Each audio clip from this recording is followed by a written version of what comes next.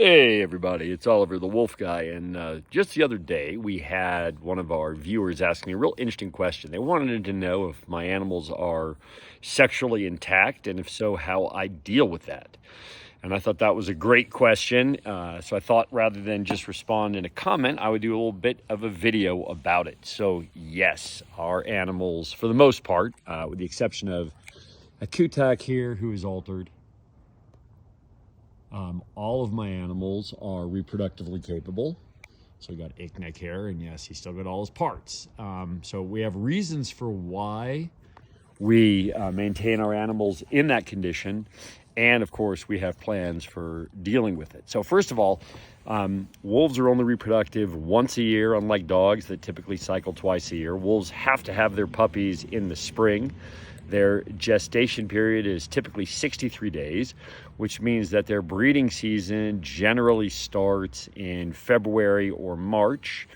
And it's about an 8 to 10 week period that we consider a window of risk for reproduction, which we are not permitting at this time.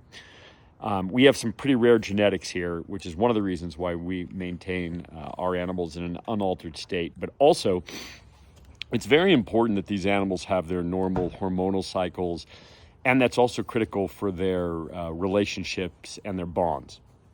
So, what we typically do is we vasectomize rather than neuter our males. So they are shooting blanks essentially. But in the case of our animals right now, because we do have some rare genetics, what we are going to do, we have to wait until breeding season so that we can get the sperm, because the males do not produce sperm out of season. They actually, it's fascinating. Their nuts actually go from quite small, like just a little bigger than, say, a peanut, maybe a grape, to giant honking coconuts during breeding season as they swell and their hormones change. So we have to wait until that time of the year to capture sperm and bank it. So this year, we'll probably try to capture Icknick and bank him, and then we'll get him a vasectomy, which means that he'll still be intact but non-reproductive unless we choose to pair him with somebody, and then we would artificially inseminate from the banked sperm. We leave the females completely intact.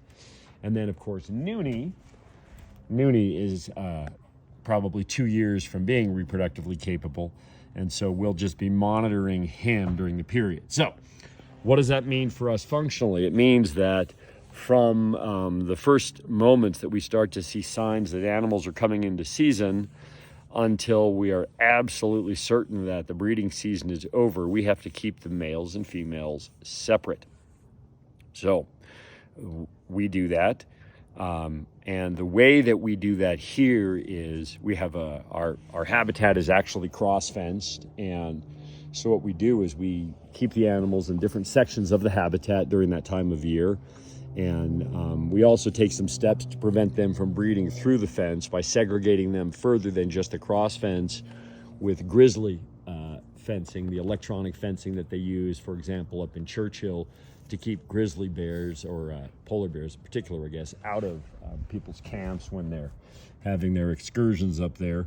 And that works quite well. So we just unroll that stuff and energize it, and that keeps those guys from getting together. But that isn't the whole story, though, because a lot of times during breeding season, if you have multiple intact females, they'll not get along with each other, and the same can hold true for intact males. And so we are actually prepared to have almost all the animals segregated for a period of 8 to 10 weeks.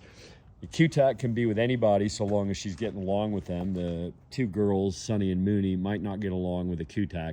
And so the boys can be with her either individually or together.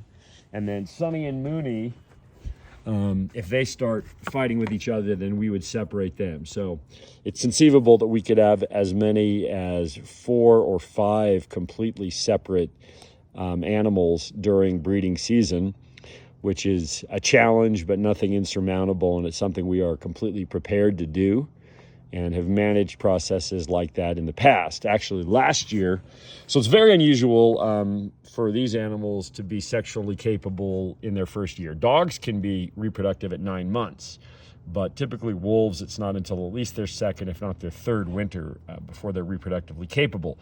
but in part because we feed such a top-tier diet, our animals are super robust. I actually had Sunny and Mooney come into season last year, and I saw signs that was looking likely quite early, and so we kept them separate from Icknick for the typical breeding season, which luckily for me, Icknick is super nice. Sometimes males get real grumpy when they're separated from females and can't get the action that they're interested in having. But Icknick is really nice. He just sang the saddest song he knew for 2 months. He was quite a little mournful, but otherwise he was quite tolerant of it. And so Sunny and Mooney and Akutak were together, and Icknick was separate from them. And then sometimes we would give Icknick time with Akutak, and Sunny and Mooney would be separate. So we'll see what happens this year, and whether he'll be as tolerant or not. And then next year and the year after, probably Noonie will be reproductive too. And then once he is fully capable, then we'll capture his spurring and get him a vasectomy as well.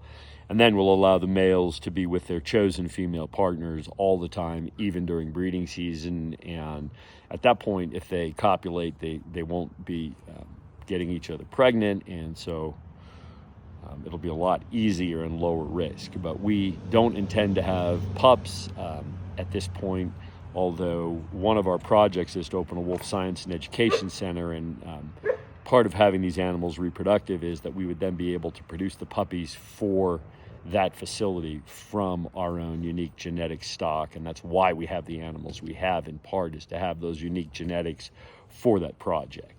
So thank you very much for that interesting question. I hope that my answer was thorough. And if you have more questions, please put them in the comments. We really enjoy getting a chance to educate about these animals, and in particular, talking about why we do what we do. And stay tuned. There's always more to come. With that, we'll have a look at our girls here being a little grumpy at Noonie right now.